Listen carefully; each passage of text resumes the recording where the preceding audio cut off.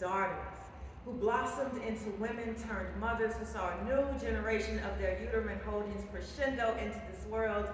Thank you for your sacrifice.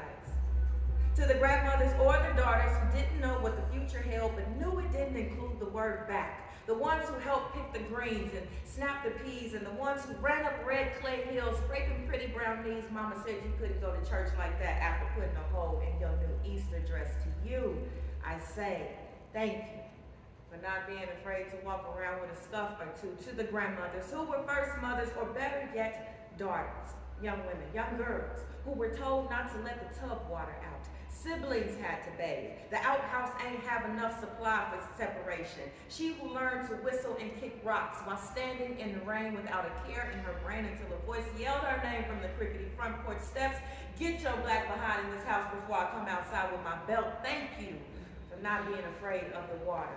To the grandmothers or the daughters who didn't cry when they picked the switch off the Delta, Mississippi tree, who stood tall in front of parental caskets, ready to spearhead the rest of her siblings' growth. To the daughters who ran down dirt roads, hiding from the Klan while two pigtails shook loose on both the left and the right, who listened for safe silence and read books under bunks they were hidden in. To the daughters, the surviving daughters who saw moonlight as daylight, sunshine as running time, sweet molasses smiles and knickerknockers on. Thank you for learning how to keep a tight grip. To the grandmothers who were once daughters turned into mothers, who watched their lineage increase. The grandmothers who shied away from robes and aprons, who walked barefoot on concrete, collected Cadillacs and gold rings, who loved Inquirer newspapers and little trinket things. To the grandmothers who didn't say I love you enough, but loved us more than we could handle.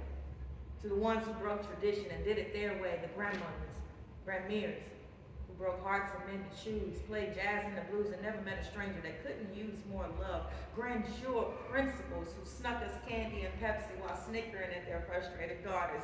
For the first word we spoke while sitting on your lap, we, or in this instance, I, thank you for the hot water cornbread and the smell of bacon in the electric skillet, for the oven used as a cabinet, for the soft-baked cookies and the lemon cakes baked over your laughter, for the pea-shaped trips and the card games, the cigarette smoke, the remembered names, the smell of your house, and the sound of that musical voice, that rasp that never stopped your choice to speak and speak again, for the times you let us call you your first name, for letting me call you grandmother, for being our grandma, our G-mom, our grandmere. Thank you for being born and never giving up, even when the raisins in the sun dried up. Thank you for our mothers, who you carried and cradled into carrying and cradling us. Now we carry and cradle our own, turning our mothers into you until we are turned into her, into we. Generational purses, bag lady, don't you miss your cloud.